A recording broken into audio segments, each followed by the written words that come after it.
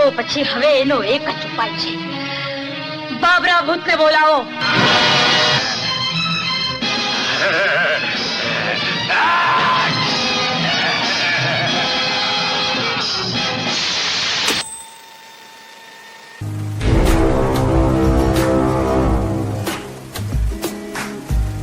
મિત્રો, આજે આપણે એવા બે અદાકારાની વાત કરીશું કે જેણે 1980 અને 1990 ના દાયકામાં હિન્દી પ્રેક્ષકો કે ગુજરાતી પ્રેક્ષકો 1980 અને 1990 ના દાયકામાં નરેશ કનોડિયાની સુપરહિટ ગુજરાતી ફિલ્મોની વણથંભી વણઝાર અવિરત ચાલુ રહેલી એ ફિલ્મોમાં હીરોના તેજાબી અંદાજને રોકવા માટે મેન વિલન દ્વારા એક સ્પેશિયલ વિલનનો ઇસ્તેમાલ કરવામાં આવતો. નિર્માતા દ્વારા કે એ એકદમ કદકાઠીમાં પહાડી બાંધો ડરાવનો ચહેરો, એનું પાત્ર એ ફિલ્મોમાં એક પતંગિયા સ્વરૂપે રહેતું. એટલે કે મિત્રો 1 મિનિટ કે 2 મિનિટ જેમાં ફિલ્મનો પહેલાનો પાર્ટ્સ હોય કે મધ્ય પાર્ટ્સ હોય કે ક્લાઇમેક્સ હોય, એવા બે પાત્રો. એટલે એક મિત્રો બિલ્લા અને બીજું RS મલિક કે જેને આપણે બાબરા ભૂતના નામથી ઓળખી. એમાંનું એક નામ એટલે બિલ્લા, એટલે મિત્રો માણેક હીરાની, જેને તમે નરેશ કનોડિયાની અથવા તો બીજી 1980 અથવા 90 ના દાયકાની ગુજરાતી ફિલ્મોમાં જોયા છે ફાઇટ કરતા. ઉદાહરણ રૂપે 1983 ની સુપરહિટ ફિલ્મ ઢોલા મારું.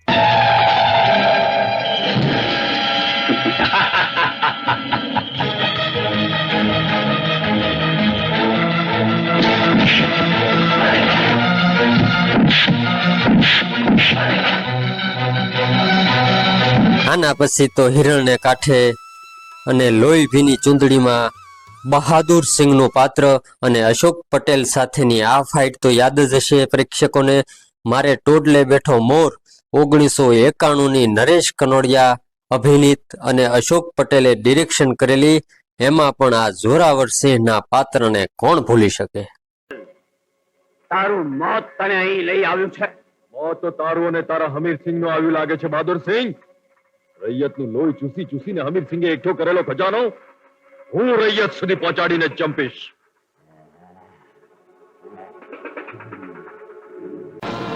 શું વાત કરે છે? જોરાવરે રાતના ખજાના પર હુમલો કર્યો.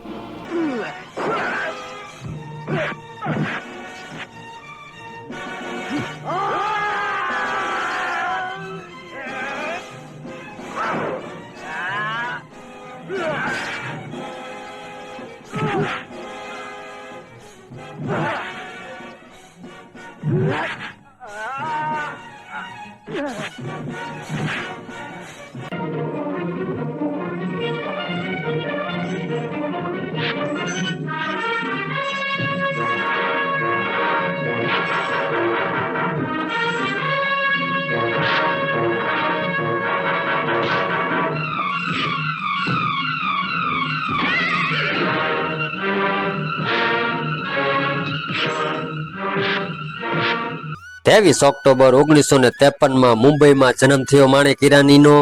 એક મિડલ ક્લાસ પારસી પરિવારમાં. નાનપણથી માણેક હીરાનીને એક જ શોખ હતો જબરજસ્ત, એ હતો કુસ્તી. અને સપનું એક જ હતું માણેક હીરાનીનું કે ફિલ્મોમાં સ્ટન્ટમેન બનવાનું. એક દિવસ મશહૂર ફાઇટર ડિરેક્ટર શેટ્ટી એ માણેક હીરાનીનું બોક્સિંગ જોયું અને શેટ્ટી એટલે મિત્રો ખ્યાતનામ ડિરેક્ટર રોહિત શેટ્ટીના પિતા, જે 1980 ના દાયકામાં એક્શન ફિલ્મોમાં ઝાઝો ભાગ જોવા મળતા. ખાસ અમિતાભ બચ્ચનની ફિલ્મોમાં માણેક હીરાનીનું બોક્સિંગ પરફોર્મન્સ જોઈને શેટ્ટીએ માણેક હીરાનીને પોતાની ટીમ સાથે જોડાઈ જવા કહ્યું. અને આ સાંભળી અને માણેક હીરાનીએ ફોરન હા પાડી અને શેટ્ટીની ટીમ સાથે જોડાઈ ગયા અને સાથોસાથ નાના મોટા ફિલ્મોમાં પાત્ર પણ મળતા ગયા. દોસ્તો, 1970માં બોલિવૂડ હિન્દી ફિલ્મોમાં રોમેન્ટિક ફિલ્મોનો દોર ધીરે ધીરે ખતમ થઈ રહ્યો હતો અને એક્શન ફિલ્મો પ્રત્યે નિર્માતાનો ખિચાવ વધારે થઈ ગયેલો. ખાસ અમિતાભ બચ્ચનની ફિલ્મો તહેલકા મચાવી રહી હતી અને અમિતાભ બચ્ચનની ઝાઝો ભાગની ફિલ્મોમાં એક્શન ડિરેક્ટર ફાઇટ માસ્ટર હતા શેટ્ટી. મિત્રો, માણેક ઈરાનીની બોડી અને હાઇટ ઇત્તેફાકથી અમિતાભ બચ્ચન સાથે મળતી હતી, એટલે સિટી સાથે માણેક ઈરાનીને અમિતાભની જાજો વાઘની ફિલ્મોમાં એની બોડી ડબલનો રોલ કરવાનો મોકો મળ્યો. બોડી ડબલ એટલે મિત્રો ડુપ્લિકેટ. એ ફિલ્મો હતી દીવાર, ત્રિશુલ અને ડોન.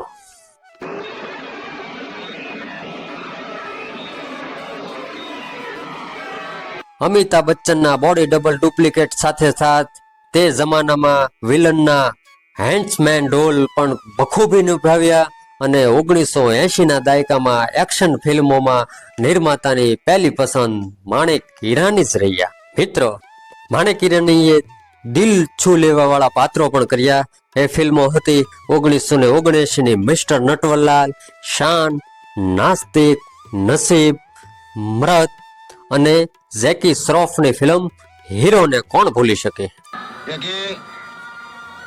तुम हमारे लफड़े मत आओ. ये किसी गरीब की मोहब्बत का सवाल है बिल्ला.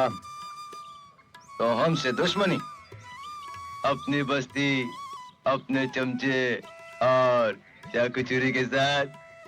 बंगाली की शादी का वादा सिर्फ जैकी ने किया है, तो जैकी ही मरे. મિત્રો, માણેક ઈરાનીની નોટિસ ક્યારેય નથી. આ ફિલ્મથી માણેક ઈરાનીને એક નવું ઉપનામ મળ્યું, બિલ્લા. માણેક ઈરાનીનું કેરિયર ઘણું જ પટરી પર ચાલી રહ્યું હતું, પણ મિત્રો, સફળતા ઇન્સાનની જિંદગીમાં અનેક ખરાબ લત લાવતી હોય છે, એટલે માણેક ઈરાની જરૂરતથી વધારે નશાના આદી થઈ ગયા અને વધારે પડતા નશાના કારણે ફિલ્મોમાં પૂરતા સમય ન આપી શકવાને કારણે નિર્માતા માણેક ઈરાનીથી દુરિયા બનાવી લીધી. અને એક સમય એવો આવ્યો કે માણેક ઈરાનીને કામ મળવાનું બંધ થઈ ગયું, એટલે ડિપ્રેશનની હાલતમાં જિંદગી ગુજારવા માંડ્યા અને વધારે નશો કરવાની લતની કારણે માણેક ઈરાની ખતરનાક બીમારી થઈ. જેન્ડિસે તેમને સકંજામાં લઈ લીધા અને 16 જૂન 1991માં લીવર ખરાબ થવાને કારણે તેમનું મૃત્યુ થઈ ગયું. 38 વર્ષની ઉંમરે માણેક ઈરાની પોતાની પાછળ ફેમિલીમાં તેમના પત્ની અને એક દીકરો છોડી ગયા. દીકરાનું નામ હતું શનૂન ઈરાની. એણે પણ ઘણી ફિલ્મો કરી, પણ અફસોસની વાત એ છે મિત્રો કે શનૂન ઈરાનીનું પણ મૃત્યુ થઈ ગયું છે. બીજા એક એક્ટર હતા મિત્રો, RS મલિક. મિત્રો, 1987ની સુપરહિટ ફિલ્મ મોતી વેરણા ચોકમાં તો તમે જોઈ જ હશે. એ ફિલ્મના બાબરા ભૂત એટલે જાણો છો મિત્રો તેમનું સાચું નામ શું છે? એનું નામ છે RS મલિક. હાજી મિત્રો, પૂરું નામ રામફળ મલિક. RS મલિકનો જન્મ હરિયાણામાં સોનીપતની પાસે લાખુપુરા ગામમાં થયો હતો, એક ગરીબ જાટ પરિવારમાં. નાનપણથી તેમના શરીરનો બાંધો એક સામાન્ય કદકાઠીના માણસથી સાવ અલગ હતો અને 10-12 વર્ષની ઉંમર થતાં જ RS મલિકને કુસ્તી અખેડાનો જબરો શોખ અને સંપૂર્ણપણે ધ્યાન કેન્દ્રિત કુસ્તી તરફ થઈ ગયેલું. પણ પરિવારની આર્થિક હાલત સાવ પાતળી, એટલે RS મલિક ગુરુ હનુમાન અખાડા દિલ્હી સુધી પોતાના બલ માથે એન્ટર થયા.